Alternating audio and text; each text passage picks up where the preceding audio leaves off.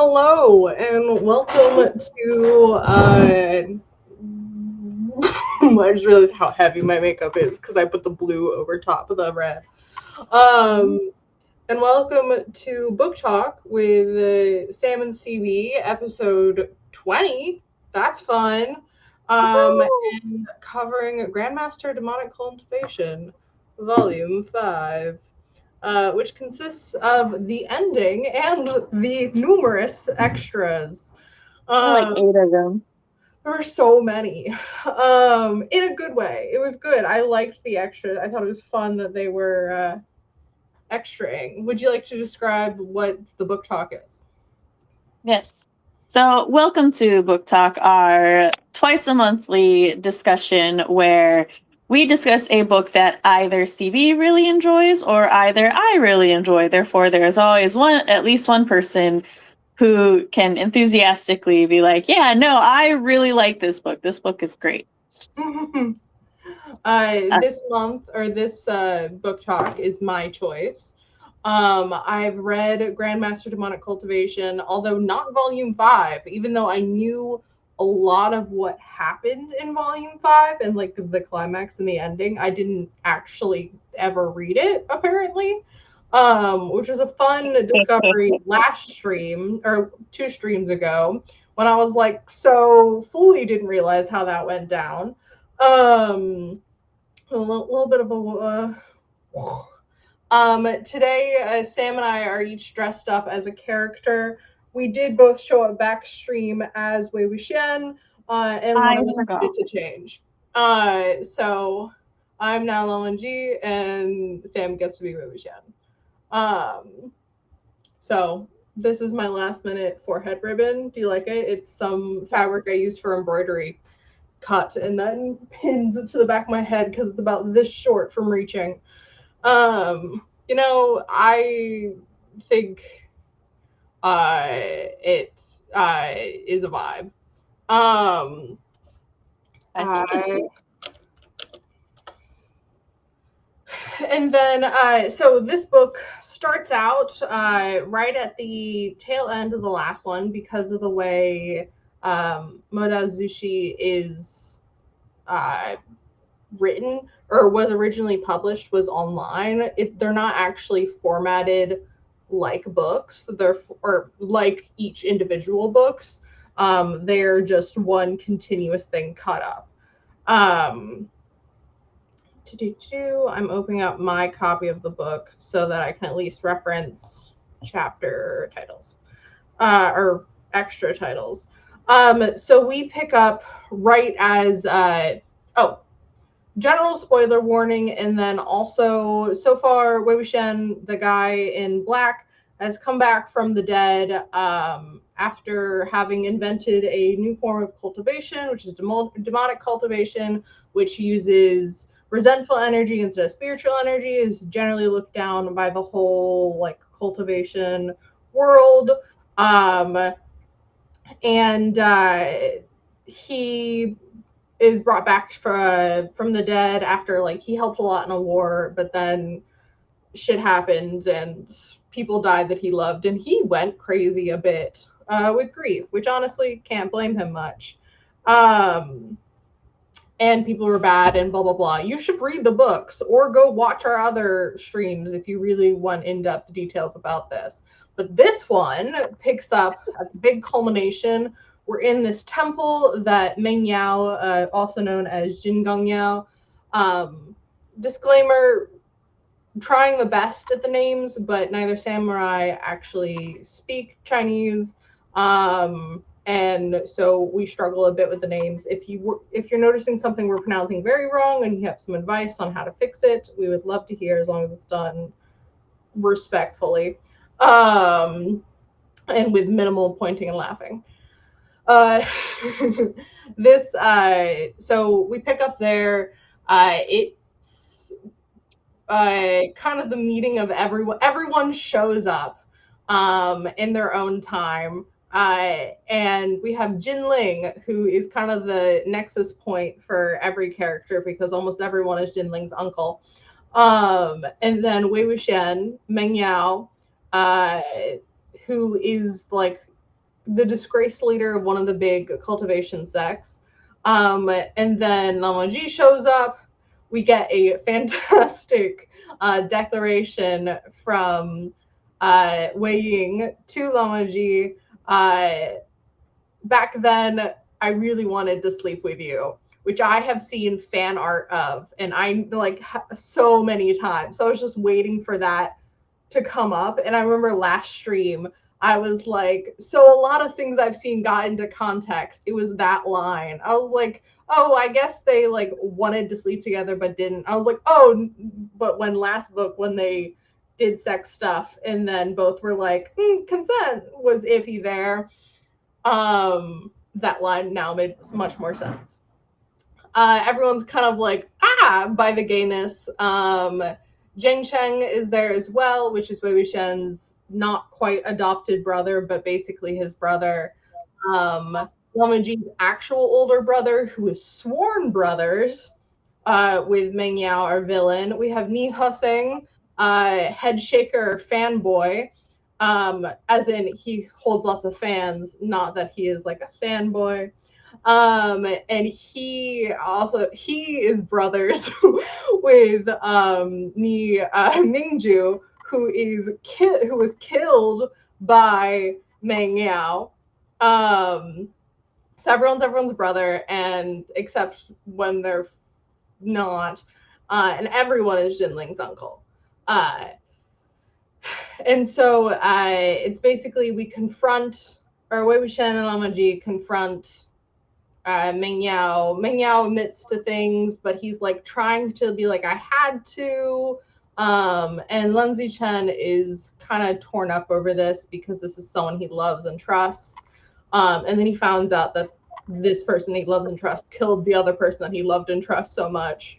And it's just boom, boom, reveal after reveal of kind of this entire plot that has been going on through all the books, and how it seemed like everything bad seemingly that happened was because of Meng Yao, and then everything like, that was coincidental, happened because of a mysterious someone else who is quite blatantly pointed out to be Ni Husing,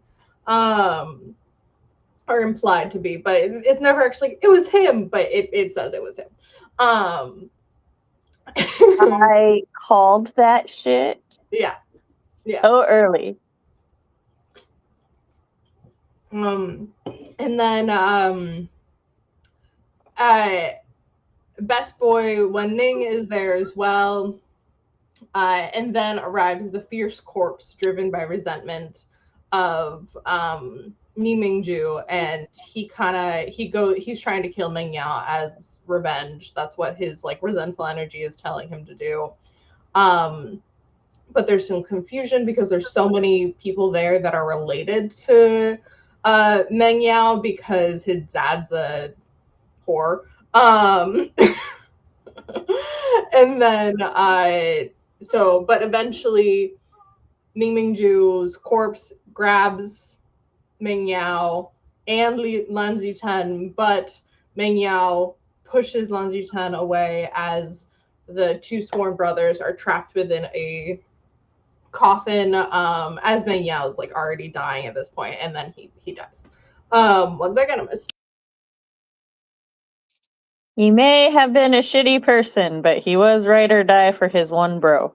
But he was not the other bro, but his one bro. Yeah. Not one of his many, many, many actual brothers, or his sister. Instead, he slept with her and had a baby. He didn't know at the time that they were siblings when they slept together and had a baby. Well, by the time the baby was there, he knew. But, and then we also have, that was basically, the ending. Lan Zichen is sad because he was lied to for so long, as previously stated.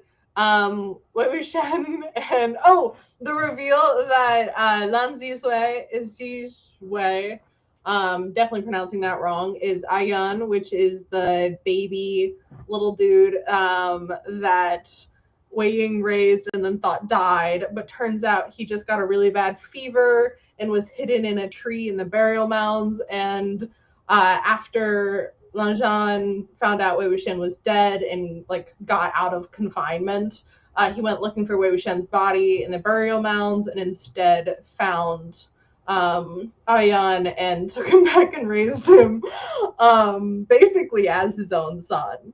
And then so that's an adorable reunion. And then we get into the extras. The first 2, 3 extras are porn. They're 90% sex, 10% domestic bliss. Let's see. I feel it's more 70-30, but also I may have just blanked out some of it because at some point they're just doing the same shit over and over, and I'm like, they have very specific kinks. We get a family banquet at the Lan clan, where Wei Wuxian is doing his best to kind of not make Lama Ji look bad and make his uncle kind of Lama Ji's uncle, not Jinling's uncle, approve him as much as possible, and it's kind of like very much watching the way he's acting. And then they have sex. The incense burner dream, which is a notorious extra, which I didn't realize so many notorious sex things that I've heard about in fandom are from that extra, which is basically this that incense extra burner. was so wild. This incense burner puts them into each other's dreams. A variety of ways. Okay, it says it puts them into it. It keeps putting Wei into Lanji's The dream. first one, no, they do remember they end up in Wei Wuxian's dream, and it's just domestic bliss, like this fantasy he has of them having a farm and Namaji being like the wife, and then Wei Wuxian being the husband and fishing and stuff. And then we go into Lanjan's dream, which is not the same. Which it's I thought they were both Lanzan's dream because Wei was teasing Lanzan about the domestic bliss. No. He's like, yeah, this is my dream. Wee. And then they go to Lanjan's dream. Lanjan does not want to be there. That's fair. And he's very embarrassed because his dream is an alternate of when they were 15, when Wei Wuxian was teasing him so much and showing him like the porn book. And in his fantasy, he, what's the way it's put in a lot of things? Presses him down, presses him down, and they have sex.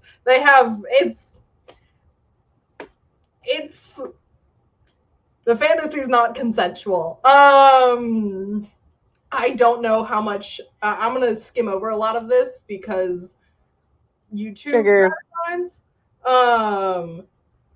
But it's non-consensual is what I'm gonna say instead of anything else. And then but Wei and Lanjan are super into watching their younger selves have this interaction and have an interaction of their own in the same room. Then they're like, okay, like the dream ends, and they're like, oh, it must not be in effect anymore. They put it away. And then the next night, I think we're back, and he this time Lamanji is in his own body, but with the memories of being like 16. And then Wei Wuxian is himself, like in his body. As opposed to the current body he's in, which is not his, which will not make any sense to people who have not read the book. And is shows up and teases. There we go. Teases Lanjan and gives him like a peck, and then that's the end of that scene. And then we find out that was Lanjan in his own body, or in his like 16-year-old body. Because he remembers everything afterwards, but he just didn't have any memories past that point. And then the final dream is Lanjan is like 17, 18. Oh, also when they wake up, they have sex again. So yeah, they were both very much invigorated by the dream. Honey boys. Yeah, And so then we pick up the next night. He's 17 or 18. Wei Wuxian shows up again.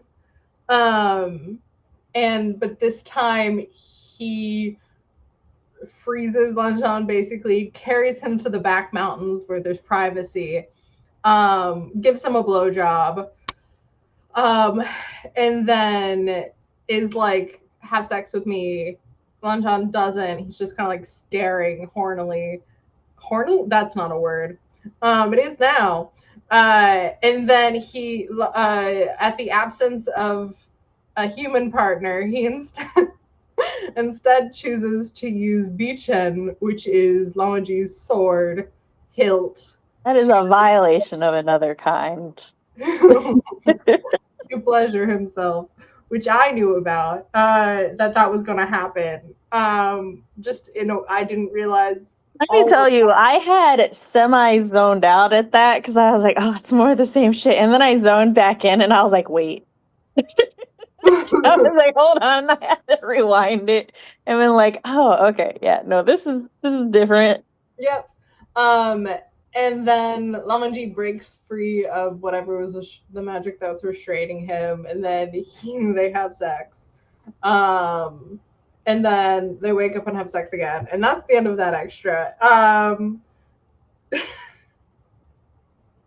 there's just so much sex. And I've seen for years, like on AO3 and stuff, Wei Wuxian and Lamaji's canonical non-consent kink, and I was like, oh yeah, I guess, from like the Phoenix Mountain kiss, and I was like, nope, okay, no. They straight up fucking say it in the book that it's their kink, and I'm like, you know what? Good for you. Yeah, would have appreciated a lead up to it and not just the. We'll talk it's about such a yeah. Okay, then the next extra is not porny. We get a look into our villains, which is Zhu Yang and then Meng Yao. They meet up. Zhu Yang is terrorizing the populace just by being a dick. Don't understand how people love him. Anyways.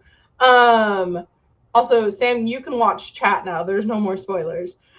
This is the end. I can. Hey, chat. And then they basically talk about their evil plans and how, yeah, Meng Yao killed a lot of people.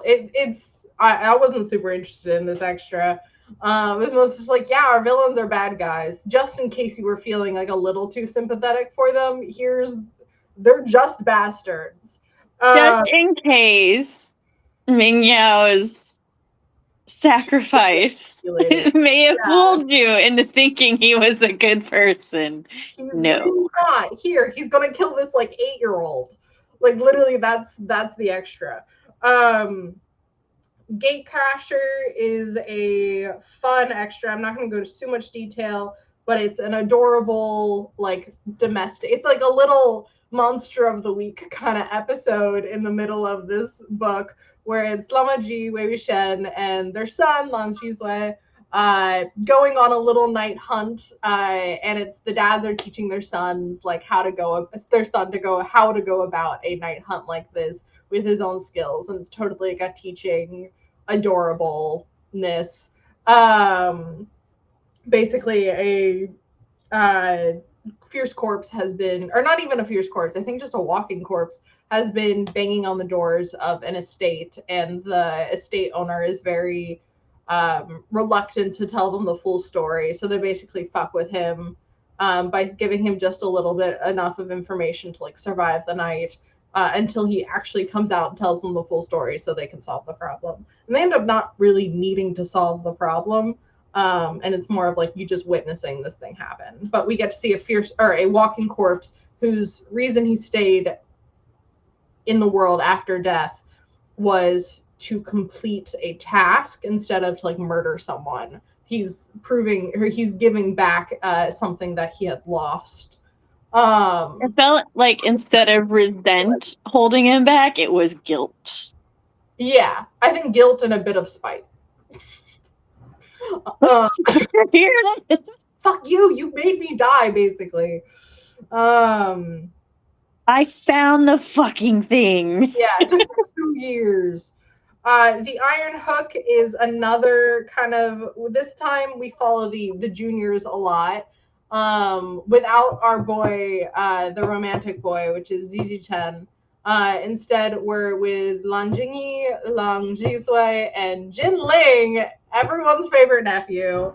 It would have been fun if this was a backdoor pilot for a story series about them I would have going on night hunt.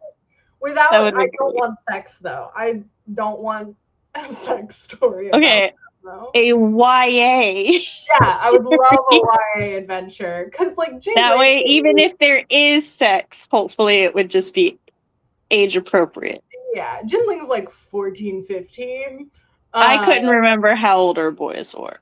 Yeah, so Lanyan is like Jisui is like 17, maybe 18 at this point, and I think it's implied that Jingyi is like his age, maybe like between the two. But Jinling is like 14, 15. No. Also, I'll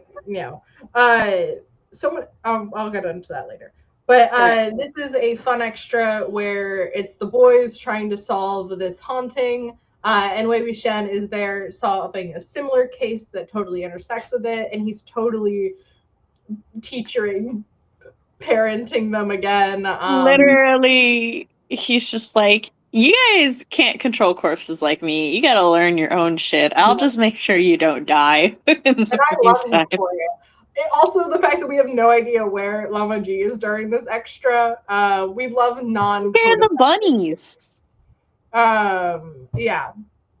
The extra sticks takes place way back when they're probably like 16. It's just after the cloud recesses, and we get kind of a snapshot of Wei Wuxian and Jing Cheng's teenage years, stealing lotuses. Wei Wuxian obsessively thinking about Lama Ji, and everyone just like having a nice time before everything goes to shit with the war and everyone dies.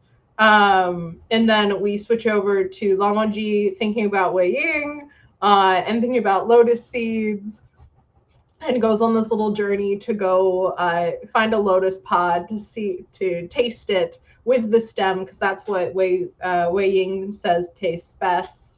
And he like runs into a couple little things along the way, and it's a little adventure and it's adorable. And that's that extra. And then we have, I just read this morning, but I'm like, wait, what is this extra? What's it called? Yunmeng. This Yunmeng. Is Wei Wuxian messing with some like street kids, or like just some kids on the street. And then it's a cute little reveal that Lama Ji has been cooking for Wei Wuxian throughout the extras, and trying to like figure out his taste. They have lotus and pork rib soup, which I really want to try now, because that's try all of it. Yeah, that's what Zhang Yanli used to make Wei Wuxian, and they go to a shop, and it's not as good, and Lanzhan is trying to figure out why.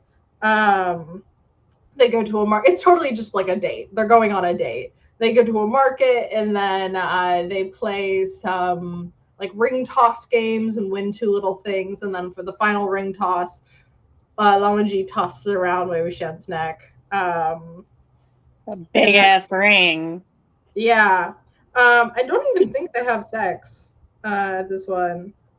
Oh, and then they just imply they're going to go home. Yeah, they lotus pods. They do it together now. They fall in the water. It's very cute. And then our final extra from dawn till dusk is back to sex, baby. It's actually very domestic as well. I don't want to hear anything anymore when I hit a steamy butt. Hey, in my defense, the plot is over and now they're fucking. But no, Don't touch my books just because they like to intersperse it. no. Apparently, my books put it all at once. So our final extra is they have sex. Then they grade papers together. That's the final extra. Which was cute. I do like that. I really liked that part. I Which love so the kind of feel relationship. like I have to specify at the moment. I do not dislike sex scenes. I'm perfectly fine with them. It's just I've read a lot of romance and a lot of erotic romance in my time, and so like at some point the sex scenes just become predictable, and as a demisexual I get bored. This is the end of our I'm trying to I love MXTX. Like I love this author. I love her books. I like her plots so much. The sex scenes weren't great. Like writing wise. Like they were hot, but they weren't great writing. Like there were, and part of that is translations, but there were a couple, like they said cavern referring to Wei Wuxian's asshole, and I was just like, it was like moist deep cavern, and I'm like, I don't actually. That's it, but yeah, I think they were fun, but there was a few things where I'm like, oh, okay, can we get back to the domestic stuff? And so yeah, I'm going, before we get super into discussions, I'm going to do the classic. What do you think of this book?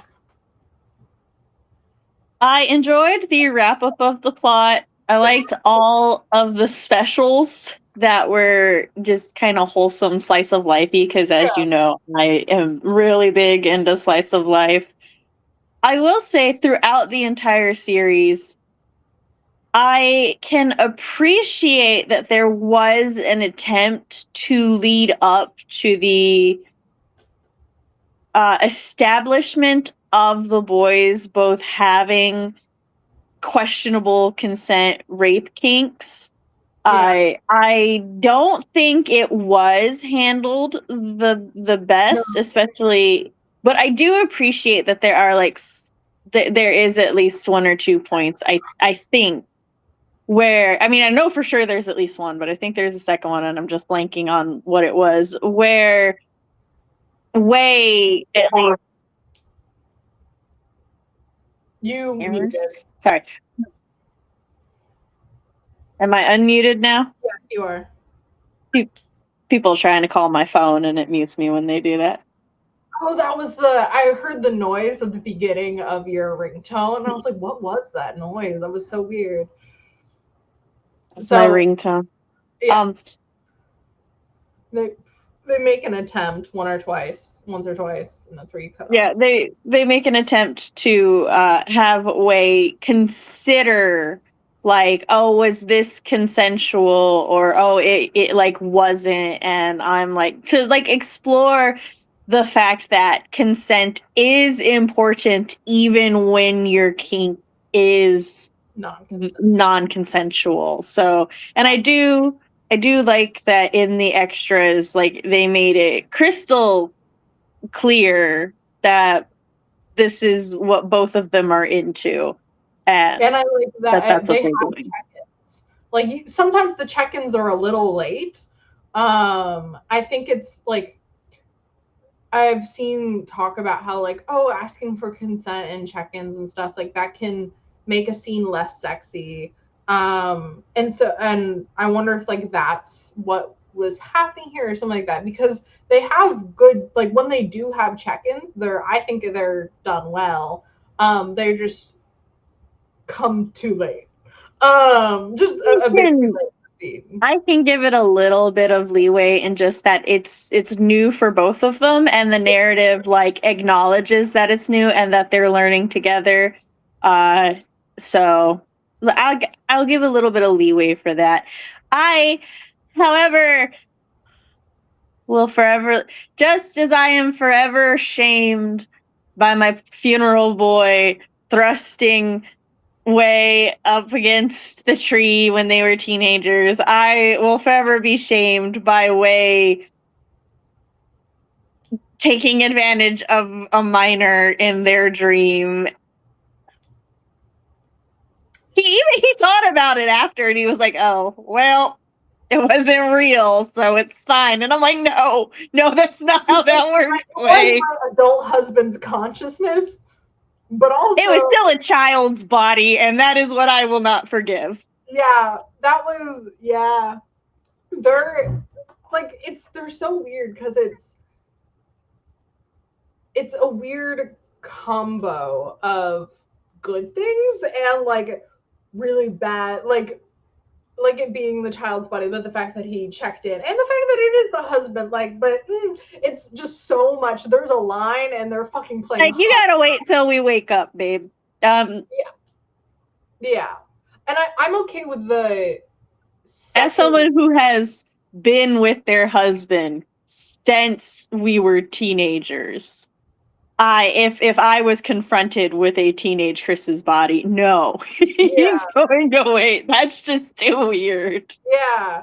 I feel like the second dream in Lanjan's dream where he like shows up, teases and kisses him on the cheek, like that's fun, adorable, tease him about the bunny. And then they wake up and bang. And I'm like, hell yeah. But the sword and the paralyzing and all of that, I was like, and it wasn't even just the fact that it was your husband's underage body and consciousness. You like freeze him for the vast majority of it. And he fought so hard to not enjoy it. I was like, this is not a dubious consent. This just isn't. It makes these extras make Lubinga and Shinji look really good. I disagree with this. No, they're just all terrible. No, I will say, well, at least in Grandmaster, they explore the idea of, oh, I don't know what the fuck I'm doing, but they are both willing participants, except in that one thing. I'm still not convinced. Yeah, I don't want to do anything. That there isn't sex in these guys in Hualien. I know. So, what I was gonna say is I would still be down for reading more of MXTX because reading the books in publication and therefore in creation order, it really shows, in my opinion, the evolution of MXTX's understanding and handling of it.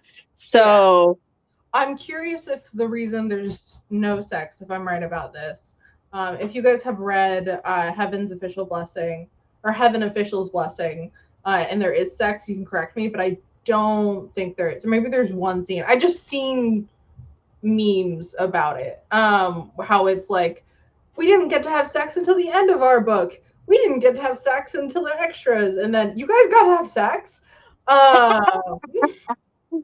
And then I know there's kissing. I mean, literally, it's on my wall. I mean, let me just tell you, just going off of the titles, though, that makes sense. Scum Villain, and then Grandmaster Demonic Cultivation, and then Heaven's Official Blessing. Of course, that one's gonna be the not spicy one. Which, yeah. And the fact that never mind. That's a spoiler. Don't tell me. Don't tell. Yeah, I cut myself off. And then I wonder if, but also part of the reason I wonder if that is more tame in that regard is because of censorship laws. Because I know MXTX's most recent series got shut down. Like, she was like, I'm not doing this because of she got approached by the Chinese government. Or at least that's what I've read. And she was like, hey guys, I was working on a story, but I'm not going to work on that one. I'm going to work on something else. because she doesn't want to get arrested. Because there Yeah, were a couple years ago a big string of Denmei writers in China, young women mostly, getting arrested for writing or for creating gay shit, which sucks. um, and then so I wonder if that's part of it, because I know Grandmaster is like a cultural touchstone over there, as far as I know, from an outsider looking in. But yeah, so consent is sexy, guys. Yeah, it was a lot. I knew some of it, but I was like, okay, okay. The totally switching topics. In a different extra, with having a couple, the extras showing ghosts not, and like resentful spirits not be antagonistic or not be like evil and bad. I really enjoyed that. From I loved that. the child water ghost, the scratching at the doors, like motivation to just give something back and then punch a guy because he definitely deserved it, and then the hook ghost staying there, like the one that, like, yes, there was a death, but it was a death by fright, from the hook, like the guy was frightened and had a heart attack. I don't think it was I don't think the ghost set out to scare him to death. Yeah. He was reliving his own memory, and then screaming because he didn't get to let it out when he was alive. But although I was so disappointed that they made the hero a man, because it would have worked the exact same fucking plot if it was just a female cultivator who used herself as bait. Because that's what I was until they ripped the front off, and they were like, "Oh, it's a flat chest, it's a man." I'm like, one could still just be a woman. And in all honesty, mythologically wise, it would have made more sense for it to be a woman, because there are myths in several cultures of like female spirits, specifically women spirits, that their whole thing is they died with a big like regret or resent, and the thing that they do is they wail. Yeah. Like, so that's their thing. You heard it here, guys. That's just a trans icon or a cis woman with tiny titties. This is fair. Could have been, or it could have still been a woman just because there were no titties. Yeah. So I was kind of like, if it was intended to be. Now that you point that out, it might have, like, the fact that it was that. But I was so disappointed when they're like, it's a man. And I was like, why? We have female cultivators. Let the hero be. Also, she became a hero when you discovered it was a man. Mm-hmm. I know that sentence doesn't make any sense, but anyways, I was kind of frustrated with that. But I did enjoy having ghosts and everything that weren't like, scary ghosts. Yeah, I really love the little water spirit and the grandpa who was like, "You leave my water spirit alone. It propels my boat." And the fact that seemingly, like, Wei Shen mentions that, like, somehow the man goes super fast, like it always has. We're just like, okay, that implies that the little water ghost has been hanging out with the old man for like at least 10 years, if not more. And I'm like, I love that. On the topic of fierce corpses and stuff, one thing I was disappointed by was the fact that they locked Ni Mingju up. Like, we have it's a high level fierce corpse, and we have Wei Wuxian has the ability to restore consciousness, and they didn't even fucking try. I was so disappointed by that. I kind of knew it was gonna happen because I read stuff where it's like, alternate universe, his consciousness is restored, and so it didn't happen. I knew it wasn't gonna happen, but I was still just like, you didn't even, like, there was no attempt made. I'm surprised Husseng let that go. I had canon that they're like, oh, let's put a mountain on top of them, and like 2 weeks later, Husseng's there with a shovel, going like under and taking his brother out. He's like, Head shaker. I mean, possibly. Yeah. Yeah. So And that man, who knows what he's gonna be up to? I don't trust him. I don't trust him, but I do love him. I also hate him. Like, he's morally a bad person, but Yeah, he's like, he's iconic. I was just particularly proud of the fact that I was like, yeah, this motherfucker. I called it since like, I don't think since we learned of his existence, but yeah, I called it since they were like, oh, this thing happened, and he's like, oh, I don't know how it happened under my watch in my clan, and I'm like, Yeah. you can't still be the head of the clan and be this fucking bad at your job. I don't feel they'd let you continue. So he's enough of a head of the clan that he's not just like a head in title and nothing else. Like, he's still running things. Exactly. I'm like, he can't be as incompetent as they're saying if he's like actually successfully leading a clan. Also, we like keep being told that he's incompetent. And also the attitude he had as a teenager, being like a layabout and all that, versus the attitude as an adult is being like, are two very different. I'm like,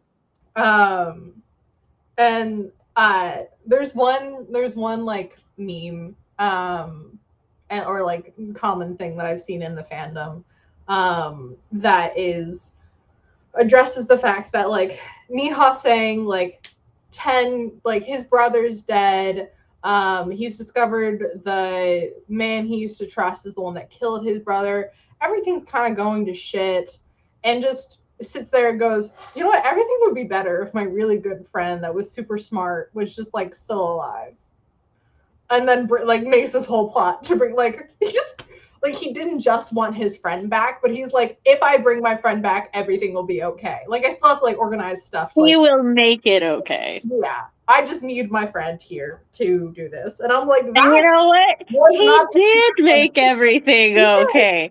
So he's not wrong. Questionable methods. Not successful. The complicated way of doing that. There were so many other options I feel like he could have done, but I'm just saying, brought Wei Wuxian back.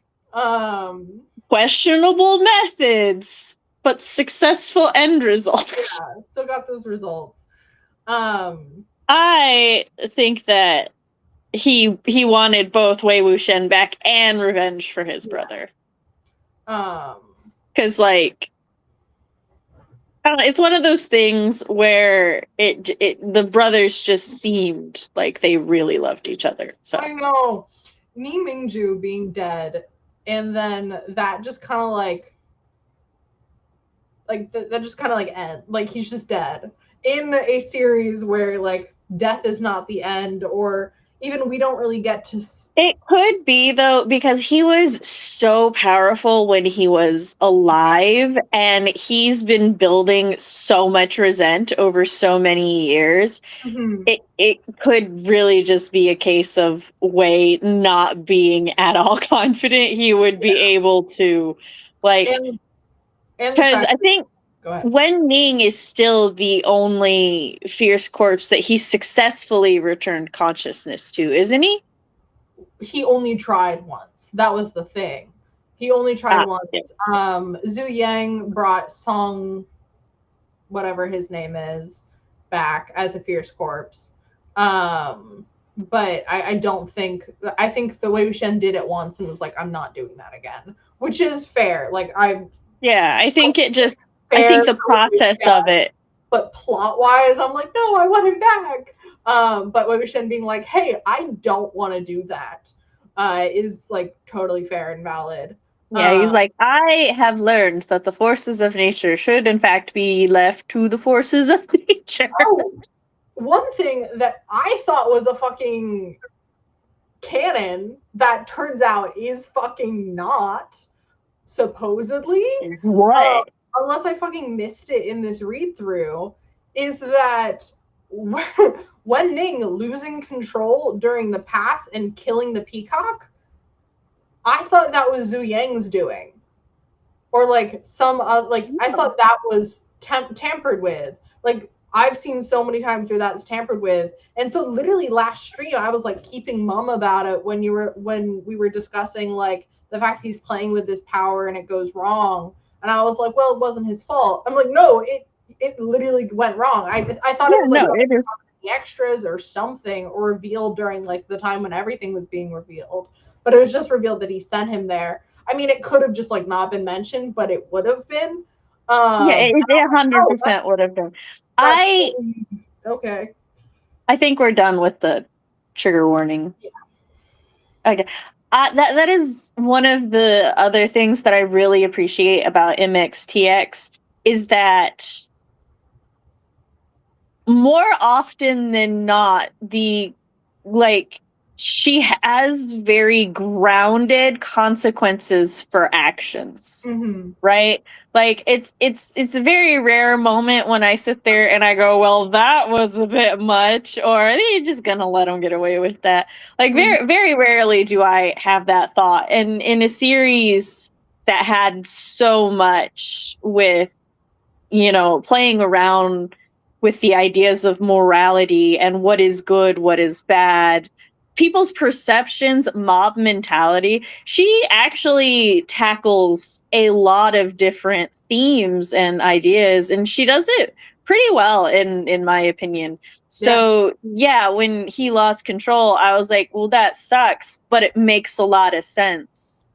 Yeah. So but yeah, last time I totally thought it was gonna be like it wasn't his fault or something like that, and then the fact that it was, I was like, shit, wow, okay. I feel like if that hadn't been Way's fault, that would have really cheapened a lot of the story consequences and stuff, because yeah, I feel like it has a better gravitas that it was because of Way's action, like a mix between Way's actions and Jin Chang's actions and all of that. But it was, like, my mom and I were actually talking about it this morning because she called me and I was like, Mom, I finally finished the series. And she was like, yeah. And so we were talking about it. And she was like, from her perspective, if Jing Chang, like, if he talked to Wei, because, he like lost his golden core trying to save the two, but he didn't really, like, he just kind of blamed the situation on Wei, but I don't think he like told Wei exactly how he lost it. How he got caught because not because he was going back for his parents' body, but because he saw guards going towards Wei Wuxian, and I was talking about the peacock with the Wending. Yeah, no, I'm talking about a different thing. Okay. Don't worry, I followed you. But so Jin Chang didn't tell Wei about that, and Wei just thinks that Jing Chang went back for his parents' bodies and stuff. So he's like, "Oh, this is all my fault," which he probably still would have felt guilty, like knowing the other thing. But at least they would have like talked about it. And then Wei gave Jing Chang his golden core. And like, in all honesty, even if he didn't want to tell him that, he could have just lied and said that he lost his golden core. Yeah. Like he could have just said, "Oh, my golden core was also taken away." Right? But he didn't. He let him believe these things. And he did start pushing Jing Chang away. Yeah. So it's like, I know like a lot of the characters and stuff wanted to just blame Jing Chang, and they were like, well, you weren't there for him, or you didn't treat him this way and stuff. And I'm like, he reached out to him on several occasions. Like he tried. Even the villain, I know there is a very popular fic that's based on the fact that Jing Chang is told, like, if you just tried harder, none of this would have happened, by Meng Yao, like he is. And then he gets punted back in time because a bitch loves time travel fics, and he tries harder, and it like everything's better, but it's not perfect. But the fact that like the villain was using that, the villain says it, and I know a lot of the audience agrees, like a lot of the fandom hates Jang Chang, and a lot of them are like, he did nothing wrong, and I think neither one of those are correct. They're Jin Chang and Wei Wuxian, for all intents and purposes, they were brothers, but they were, even though they saw each other as brothers, their parents did not treat them as brothers. And that put a lot of strain on their relationship. And then Wei being the prodigal golden child son, and Jin Chang being the heir apparent who is supposed to be the golden child. Yeah. It put a lot of strain, and they tried them never addressing that and just trying to ignore it with each other. Yeah. And like you can't blame either of them for that, in my opinion, because they were teenage boys. Mm-hmm. Like they were teenagers until happening. They're 19. Like, yeah, and like Wei is a war hero. He is a war hero who is then turned into a scapegoat for the atrocities of everyone. And so it's like it's honestly, it's just a really crappy and shitty situation. And it's like, yeah, there's a lot that I like both of them could have done differently and things would have turned out a lot better. Yeah. And I think Jing Chang just never got the therapy he needed. Yeah. No, yeah. In all these years.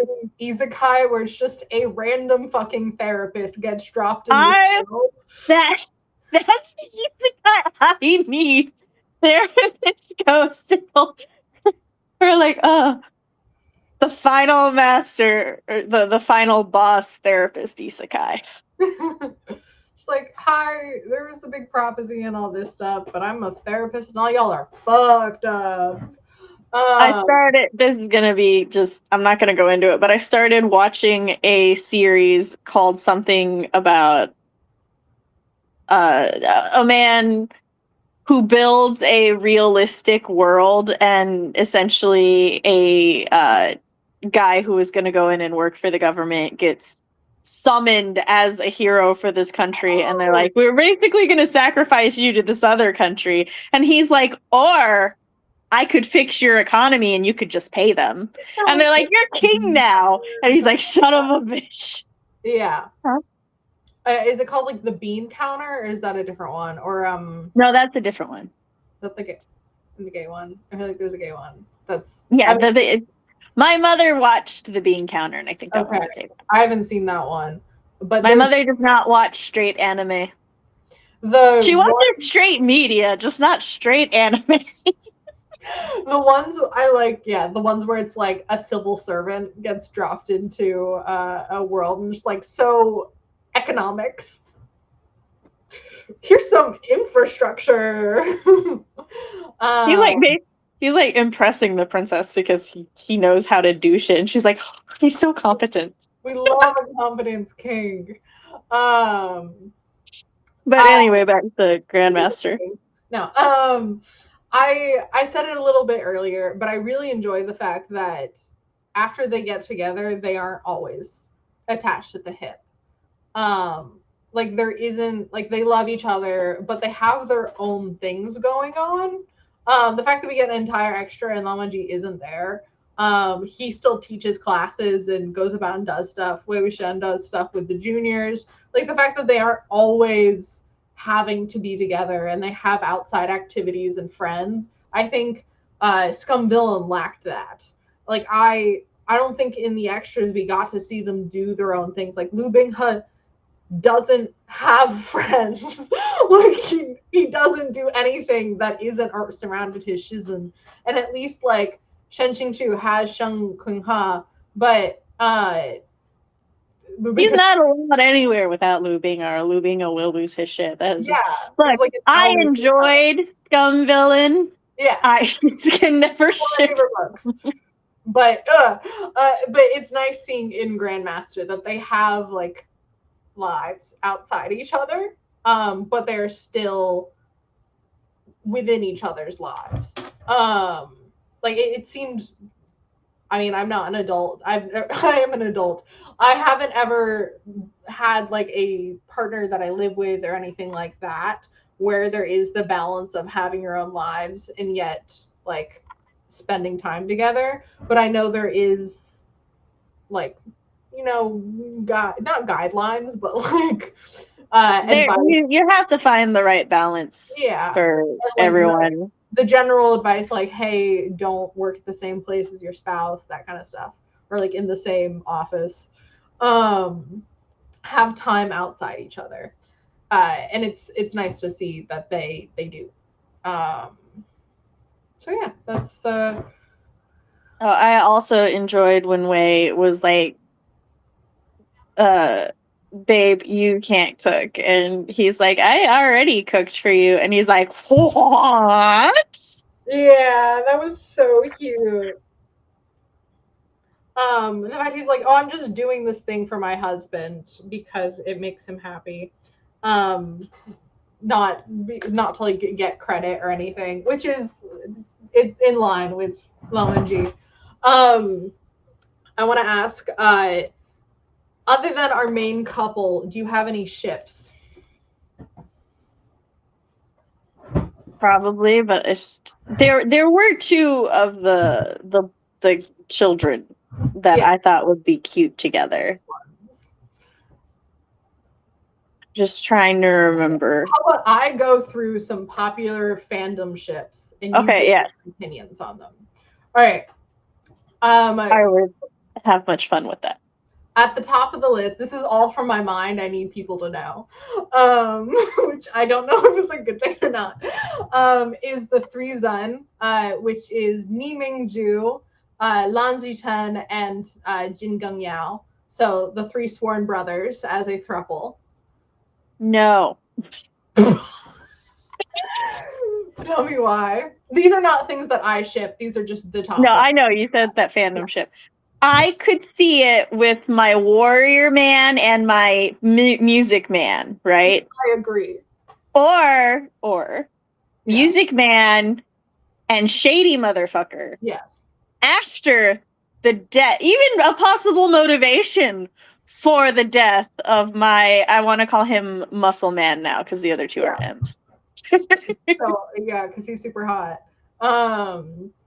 But as a thruple, no, because two of them would still end up one of them murdering the other. So, I like me some enemies to lovers, but they were friends to enemies, to murderer. I think them together pre Ni Mingju realizing that Meng Yao is a bad person. A shady motherfucker, yeah. I could like see a little bit. And then their breakup ruining the throuple, but I don't ship the three of them together. Now granted, in Sam's believable mind, you know, where I am only using source material for my ships, I feel it would be more likely that Muscle Man and Shady Motherfucker both had a thing for Music Man, and Music Man is blissfully straight. You made him straight.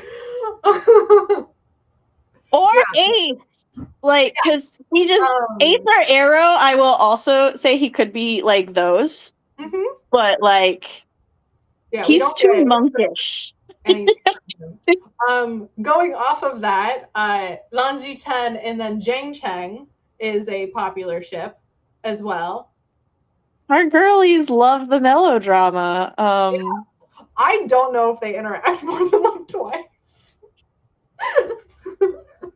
Like they're in the same room a couple times. I can't see it just because, like you said, they don't interact at all. They like. They didn't even bond over like the death of, because I think Funeral Boy on a level blames Jing Cheng. So like, no, that's yeah. No, wait. So it's Lan Zichen. It's the older brothers. It's both of their brothers.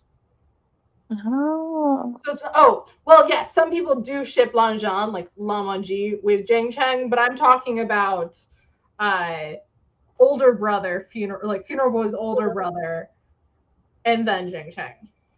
again, okay, if we're giving Zhang Qi-chan that he has internalized homophobia because he too is either bi or gay. Just the same with the other. I'm sorry, I cannot imagine Funeral Boy's older brother as, honestly, I can't even genuinely imagine him straight. He's Arrow Ace to me. Honestly, He is a monk. He is forever. Don't touch him. I think he just likes having really good friendships, and people He keep falling in love does. with him. Like, it's so unfortunate for his disaster gay friends, but yeah.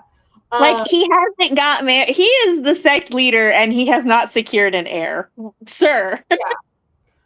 Sir. I've seen things where he adopts. I just don't want it to anyone to think this is a ship.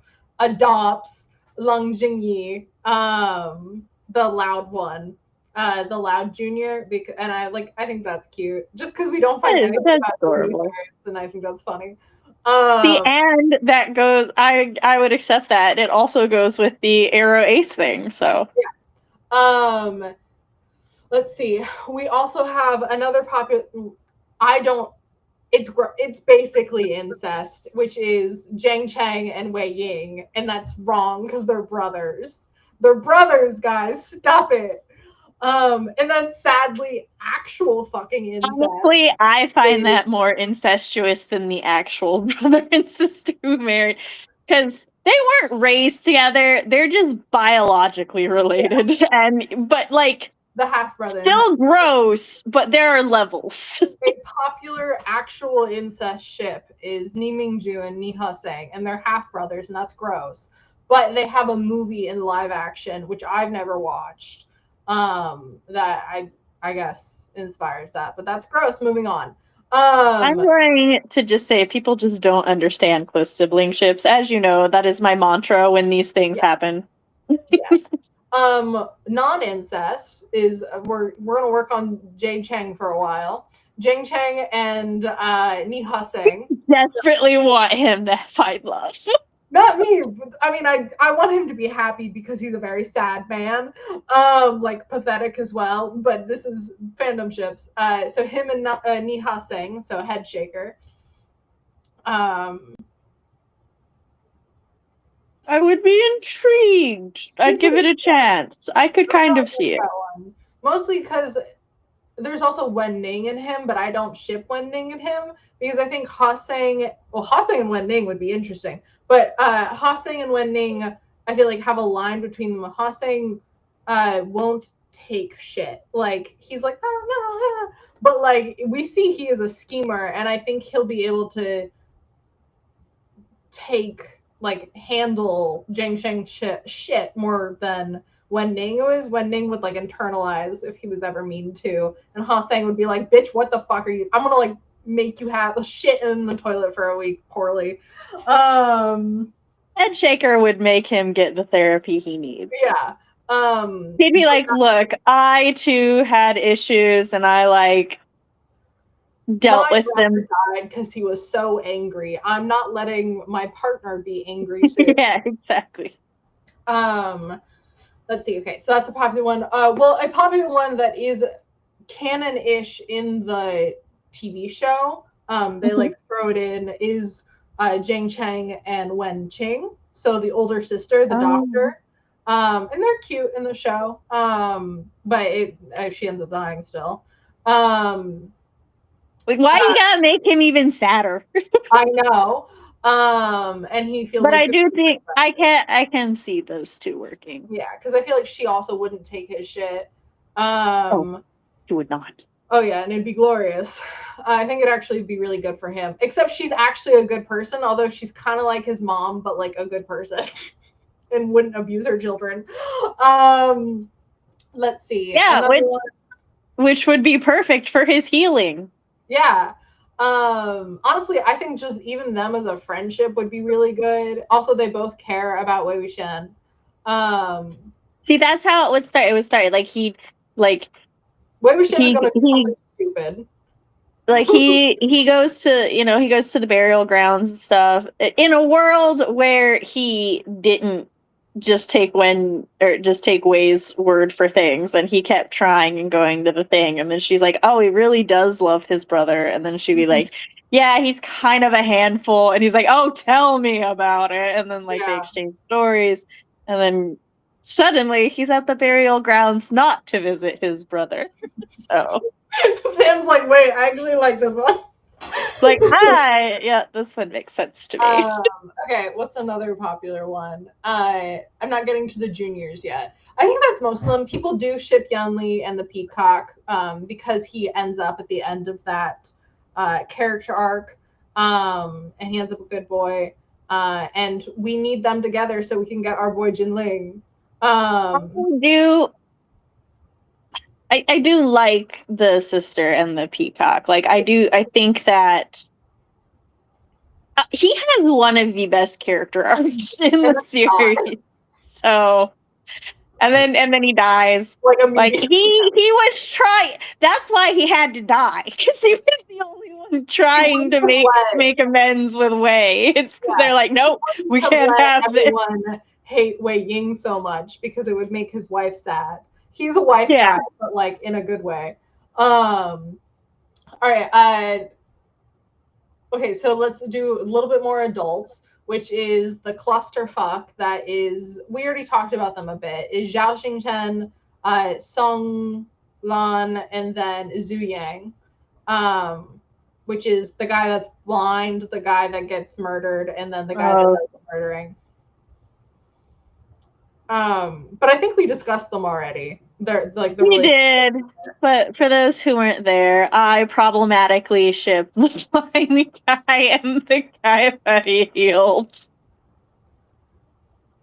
The blind man does not give the same Arrow Ace vibes, even though he's still very monkish. So I could see him, especially like the way that they kind of bond. Mm-hmm. As I said, problematically ship them.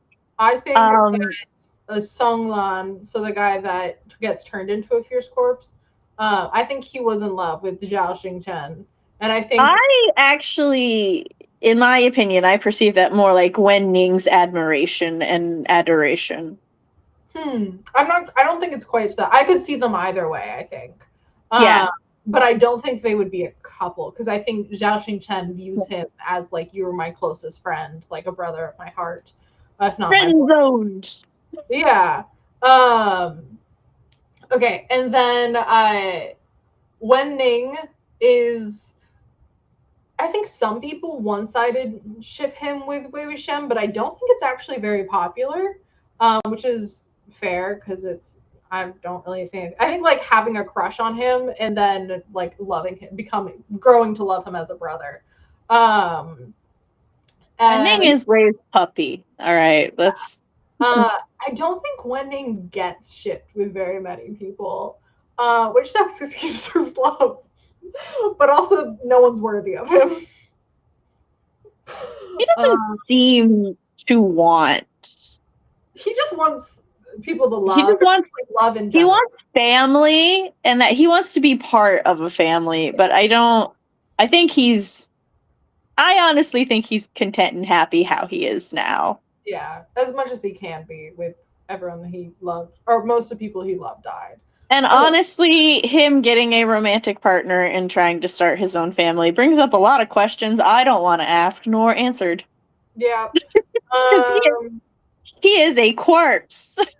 Oh. He is. And he just supposedly has a hole in his chest now. But it's still there. With something. That's fine. In that fight scene, it was like, it damaged his vocal cords, so he can't speak, and then he's speaking later, and I'm like, I'm not gonna question it. It's fine. Can Wei heal things? I feel Wei could heal his fierce corpse. He could figure it out. Or like just go Frankenstein on it. I was literally about to say, or Frankenstein it. My Frankenstein has been moved to the family library, so I can't just grab that neon pink green thing anymore. Moving on to the children. We'll start with Jinling. Well, there's of course the junior quartet just being a quartet. Honestly, I think the children are mostly just bros being bros right now. I don't really have ships for the kids, but some most popular ones are I think the most popular ones of the kids are Lan Jisui and Jinling, which I don't super love. One, they're like basically cousins, but they weren't raised like, but they're basically cousins. And then two, if we're shipping the juniors, I would ship Jingyi more with honestly any of them. like any of them, just not that one. Yeah, Jingyi being so much like Wei Wuxian. That's the loud one. Him with Zijichen, which is the romantic. I don't really see him. I know people ship him with Jizue, so Ayun, but I don't because they're like I liked them. I like them being childhood friends to just childhood friends. Because I like they feel a lot like Head Shaker, Jing Chang, and Wei. Yeah. Yeah, so like it feels like that friend group. And it's just like one of those things where it's like we don't I know it's going to be wild for me, Sam, to say this, but we don't have to ship everybody. Yeah. Like and I'm not saying that it's like not everyone deserves love. It's just like in a story, not everyone is necessarily like set, especially since this isn't a romance series. Well, it is and it isn't, but primarily this is not a romance series. This is a mystery adventure with a romantic subplot, I would say. I would say I could see Jin Ling and then Lan Jingyi in like when they're both adults being like because it's like the pulling. And that's the other thing because Jin Ying is 14. Yeah, 14. How old are the other three? 17. I think. Yeah, so that's the other thing. Those it's only 3 years, but at their current point in development, the other three are almost adults, and like Jinling is literally the age of my oldest. Yeah, that's the thing where I'm like, I think it's fun, but I don't like. I love shipping and all that. I love being that part, but for the juniors, I'm like, they're just so much also framed as the kids. Like they're referred to as our couple, like our couple refers to them as the kiddos, the kids. And so like I know we were even just reading Raven Boys where like a lot of the characters, like the main characters are in the same age group as the juniors. And it's like there is shipping and stuff in there, and I feel much more comfortable with it. But they feel see, that's the other thing. It's the way the narrative handles the emotions because like which is there's a big difference in cultivation novels, I feel, with the way that romantic interest and everything is because it's so far from what is the priority of the characters that it's like unless the characters specifically start seeking out the romance or start like wrestling with those feelings, it's really hard to be like, yeah, no, they're definitely in Did you see it? It wasn't visible. The food's up there. That's a thing of food. She tried. She tried. The cat tower is right there, and she. It hobbled into view. So I figured what she jumped off of. It's just. So the cat tower, and then she hit the lamp. The lamp is right at the edge, and I thought. Oh, okay. Then it's the lamp. I think I saw. The lamp was about to take a tumble. But no, I fed you this morning. She's not starving. She got fed like 3 or 4 hours ago. As you were saying. I have to remember what I was saying. Oh, but then like in the Raven Boys, it's like romance is such a big deal to one of the characters, and then well, it's because of the prophecy and everything. And it's got a different weight and gravity for all of the characters. So it's a lot more logical for me to be like, oh yeah, discussing like the relationship dynamics and who would actually make like a good romance partner and everything makes a lot more sense there, especially since your friendship dynamic and your romance dynamic are not usually the same. So it's like all of these characters, yeah, some of them make like, you know, Way and Headshaker, they make amazing friends. Like I really enjoyed their back and forth and everything. But like I don't feel like as a couple they would gel the same way and stuff, right? And it's like, you know, my husband and I, we had a much different dynamic when we were just friends versus when we started dating. So is she good? She's getting food from somewhere, but I don't know where. And I wonder if she shook the tower enough that some food fell out of like the edge of the bag and went to the floor. Oh no. That might encourage further. But oh my god. Oh. Do you have anything else to say?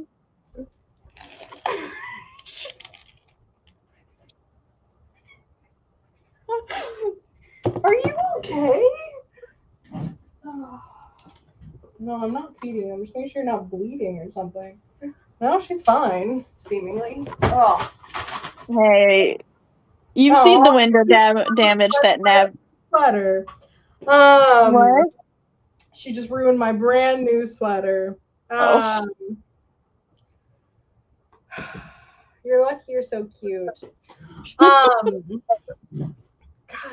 okay, sorry. This is how big. No, you're good. This is a plastic in there.